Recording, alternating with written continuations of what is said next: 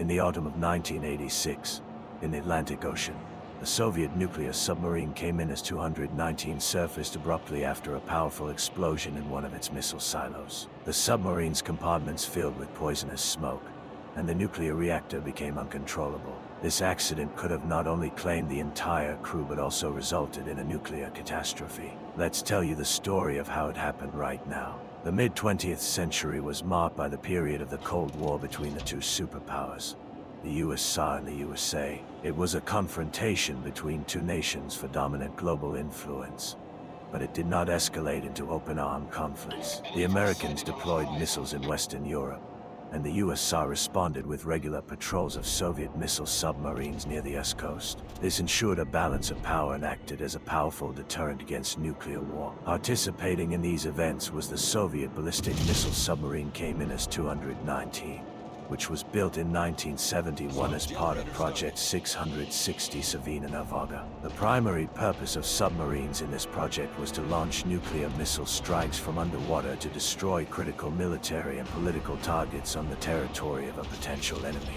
In addition to conventional torpedoes, the ship was equipped with 16 ballistic missiles ISM-25, each carrying nuclear warheads. According to some estimates, the damage caused by a single missile could be comparable to 20 atomic bombs dropped on the Japanese city of Hiroshima. The submarine was powered by 2 nuclear reactors, and its sturdy hull was designed to last for 10 years with a maximum diving depth of 400 meters. The service history of K-219 cannot be described as flawless. In 1973, during a combat patrol at a depth of 100 meters, a serious accident occurred on board. Water entered the 15th missile silo under pressure, causing the missile's walls to crack, and the missile's fuel components leaked inside the silo. This triggered a chemical reaction with significant heat release, and there were even reports of an explosion, although this remains unverified. The crew managed to handle the emergency, and the submarine returned to the base, where it was repaired and subsequently modernized under Project 660 Savina Navaga. In 1986, there was a need to send K-219 on a combat mission instead of another submarine with detected malfunctions. The preparations were rushed, and the core of the crew was taken from a similar submarine, K-241. Some specialists had to be sourced from other units within the fleet. As a result, out of the 119 crew members, 12 officers and 12 midshipmen were newly assigned to the team. Among them was Alexander Petrovchik, responsible for the missiles on board. The urgency and significant personnel changes in the team added to the challenges they face. Reassignments were driven by the execution of plans within the fleet.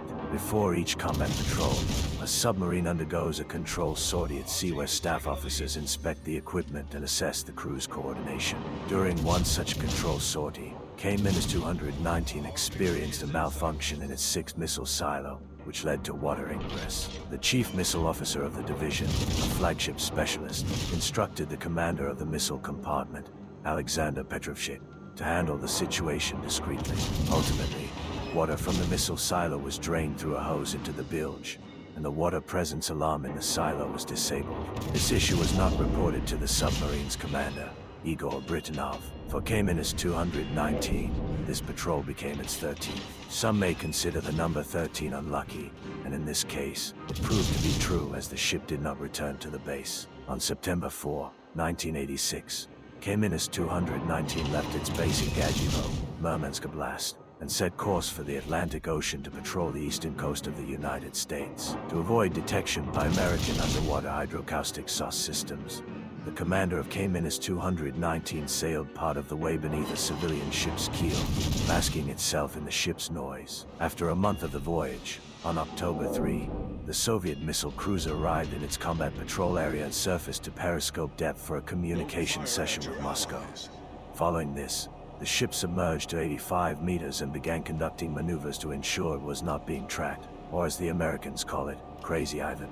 While performing such a maneuver, the submarine continually changed depth and course, even executing a 180 degrees turn to check for any pursuit behind its stern. Simultaneously, the crew of the 4th compartment drained water from the 6th missile silo, which had been leaking throughout the patrol. Suddenly, the water pressure and flow rate through the hose noticeably increased. Events then unfolded rapidly. A message appeared on the missile control panel indicating that the emergency silo was completely flooded.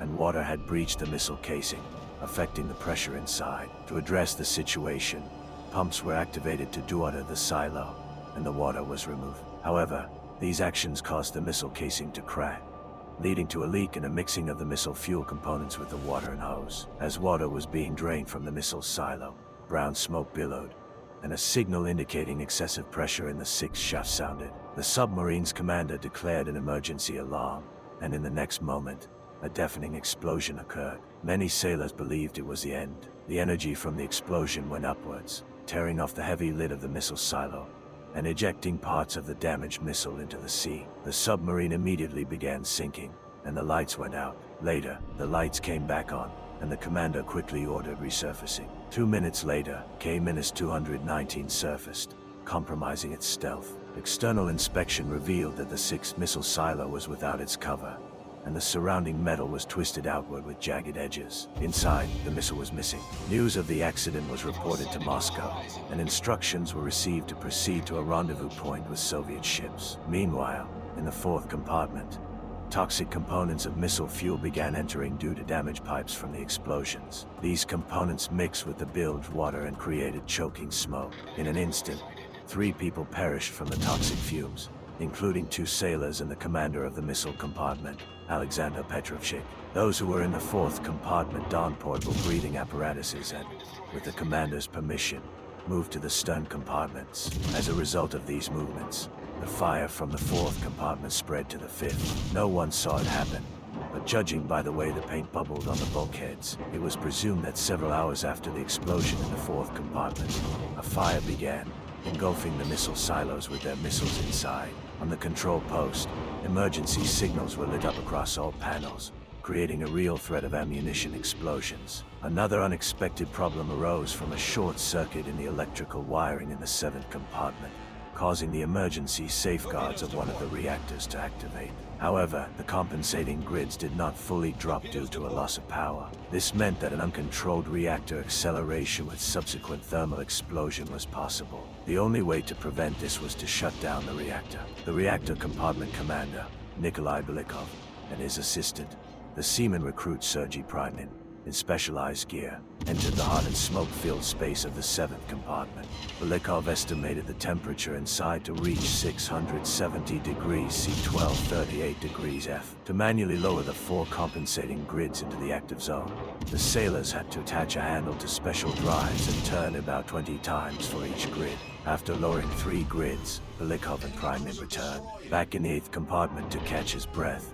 Belikov suddenly felt unwell and lost consciousness. The 20-year-old sailor, Sergei Primin, went alone to the 7th compartment and lowered the final 4th grid. Through the internal communication system, he reported that the reactor had been shut down and the danger of an explosion had passed. However, when he tried to return to the 8th compartment, Primin couldn't open the bulkhead door. It had jammed due to the pressure difference between the compartments. Sailors from the 8th compartment attempted to equalize the pressure with the 7th.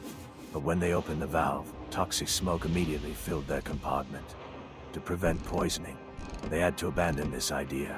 Sergei was told through the internal communication system that he should try to equalize the pressure himself using the appropriate valve in the 7th compartment. Unfortunately, he couldn't accomplish this, and the bulkhead door remained sealed.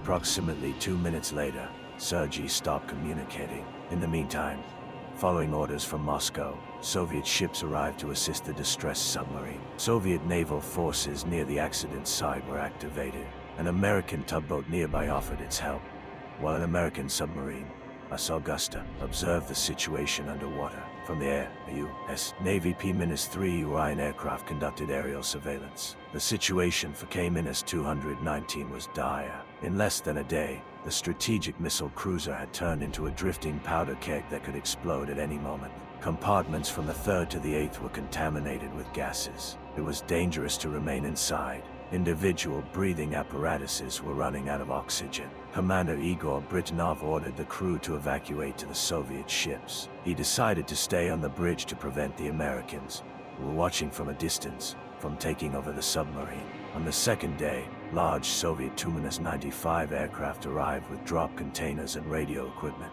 Some of the containers broke upon impact with the water, and their contents sank.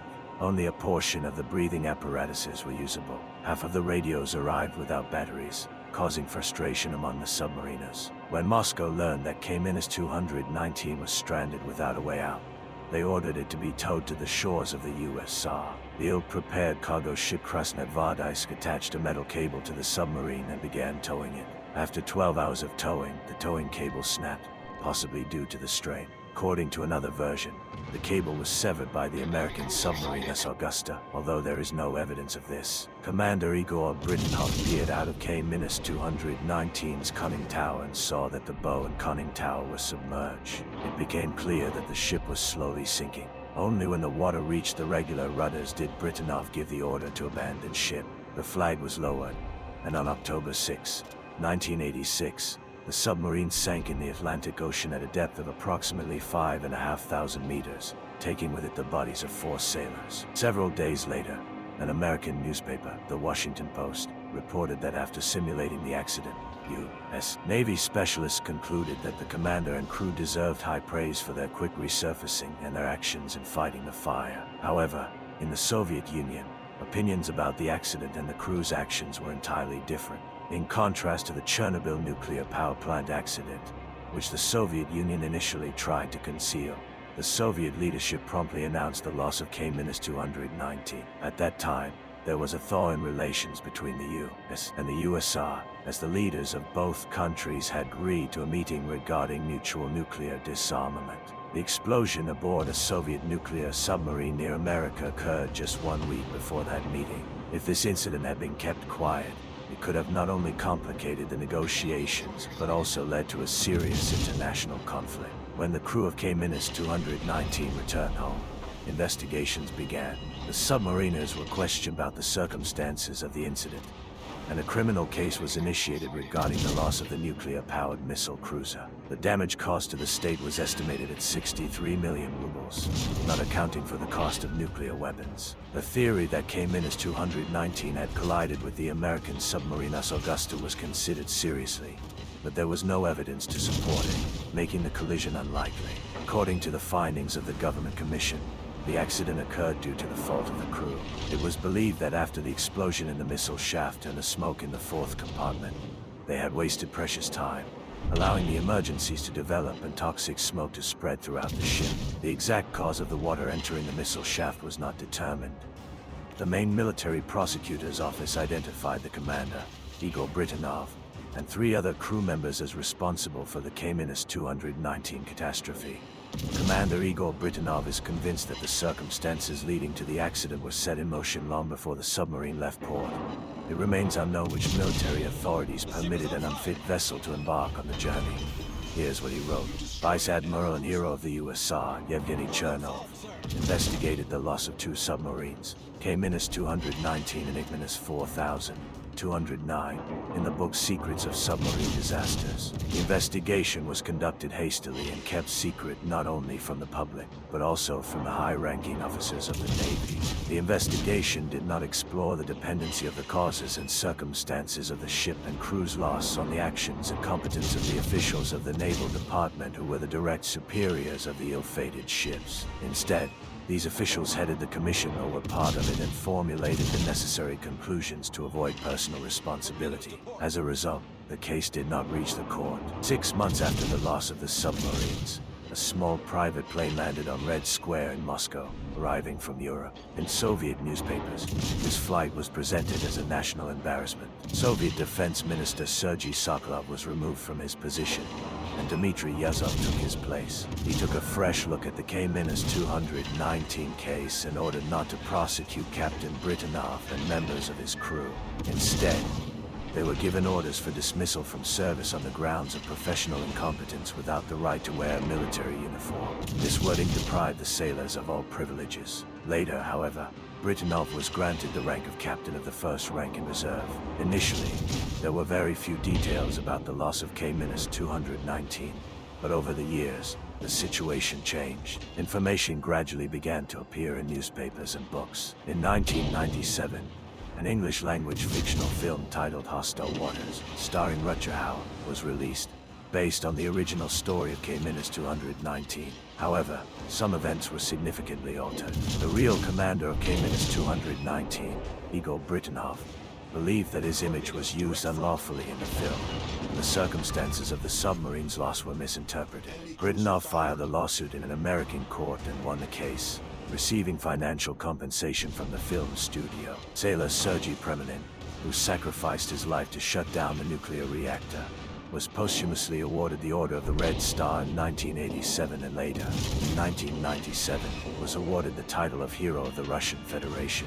In his honor, streets in a school were named after him. A museum dedicated to Sergei Preminin operates next to the school. A section of the hull of a 667 class submarine was also installed in memory of the great feat of the submariner. As for the further fate of K-219, it continues to rest on the seabed and is unlikely to ever be raised. Vladimir Boykov, in his book Tragedy of the Northern Underwater Fleet, writes the following. In 1986 and 1987, the Russian Marine Institute sent a deep-sea submersible with a camera to inspect the sunken ship. Hundreds of photographs were taken, classified as top secret. Given that there were 30 nuclear warheads on board at the time of the catastrophe, it can be estimated that this amounts to approximately 91 kilograms of highly radioactive materials. It is also known that traces of radioactivity were detected on the seabed. At such depths, water movement is virtually non-existent, and it is most likely that the spread of radioactivity can be completely ruled out. The loss of K-219 became a consequence of the accumulated problems in the Soviet fleet. When striving to meet their quotas, minor malfunctions were often overlooked. Now, this tragic story serves as a reminder of how a seemingly minor issue can turn into a major disaster. Out of the 34 submarines built according to Project 660 Savina, only one, K-219, sank. The rest of the ships from this project were in service for 40 years and, at that time, formed the backbone of the Soviet Union's maritime strategic forces. Together, they fulfilled an important mission by deterring potential aggression against the Soviet Union and preventing the Cold War from turning hot.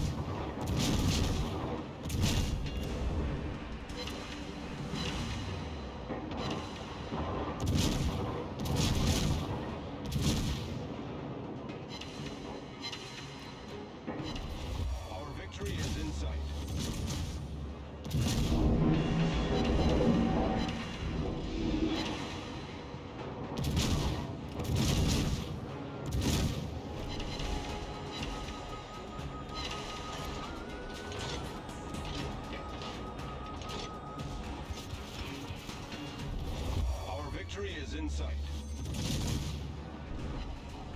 Don't fire at your allies. Don't fire at your allies.